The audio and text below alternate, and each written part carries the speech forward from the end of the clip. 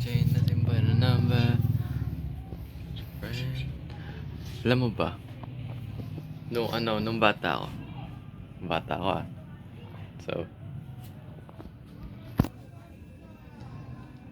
ano, hindi ako nag, hindi ako nag-party. Like, hindi ako pumunta ng school. Like, I was expelled nung grade 10, YS 11. Kaya parang kung makikita ko lahat ng mga gawain ng mga YS 11, naiingit ako. Alam mo yun, hindi ko na-experience yun, hindi ko pinag-aralan yun, hindi ko like I had no one. I have to learn it through online shit. Again, like parang pandemic siya, pero like people are going face to face. It's like the opposite of it. Opposite of saying. Tapos, ayun.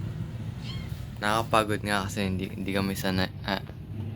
Hindi naman nakakapagod eh. Nakita ko may mga anime kids, may mga cool kids, may mga sabi nila Tapos naka-notice sa akin isang lalaki, si James, letter J yata yun. Sinabi niya kasi just senior high school 2 ako. Tapos siya sa akin eh. Parang naiilang siya sa akin. Tapos parang, uy, alam niya, fuck shit. Ano sabihin? Sinasabi mo eh.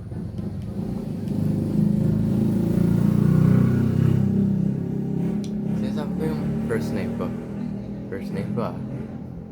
So hindi pa rin sila anong like grade, anong like section, gano'n sila. Ako section. Senior high guy. Nag-remedial ako nun eh. Kanina. Ganito suot ko. Ang boring kasi. Alam mo yun. Nababoard ako sa buhay. It's like, there's literally no practice. Everyone's open to anyone. It's crazy. It's parang wala pa rin si Princess sa tabi ko.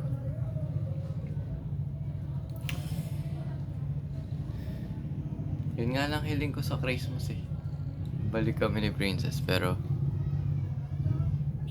tayo na, Trinity University na yung school niya eh. So hindi ko na siya nakita araw-araw.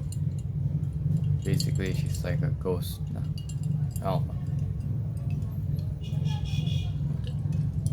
She only sees me as a friend lang din. Ako.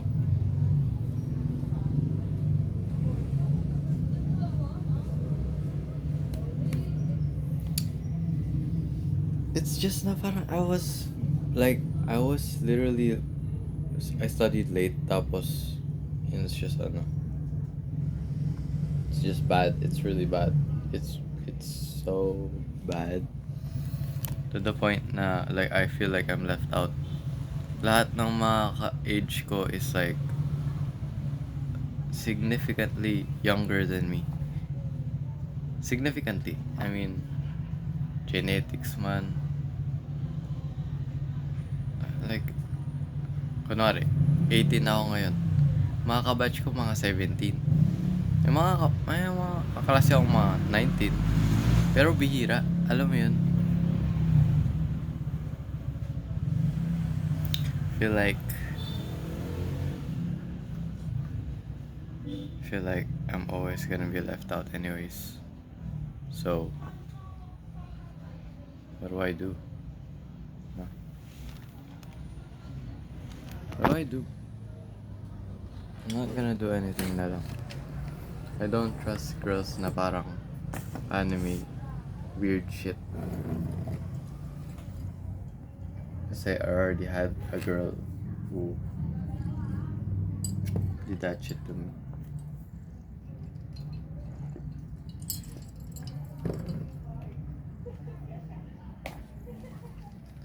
So, parang, ayun.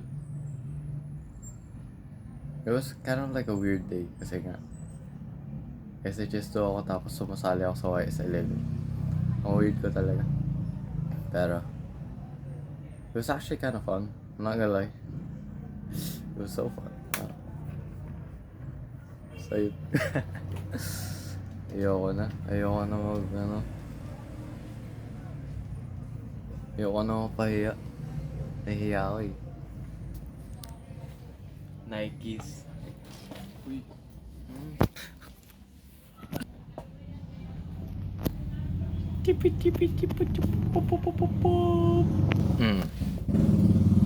So, I'm gonna like, I don't know what the fuck to do really. Siguro mag-gym na lang ako bukas. Yun na lang. Sal. Ghost na. Like, I need to sleep like early. I need to do it early then. Yung mga requirements ko sa sports na lang po. On-site. Tapos agenda and the mismo MOTM sa school namin. So, hindi ko nagawa as in. I had the group mates na parang hindi ko gano gusto inside. Mama. Sana matapos ko.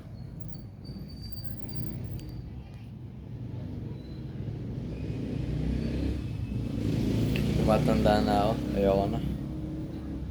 Wala na naman si Princess sa tabi ko. Sana makita ko siya actually. SHS 12 ako. Why is 11? Tanga.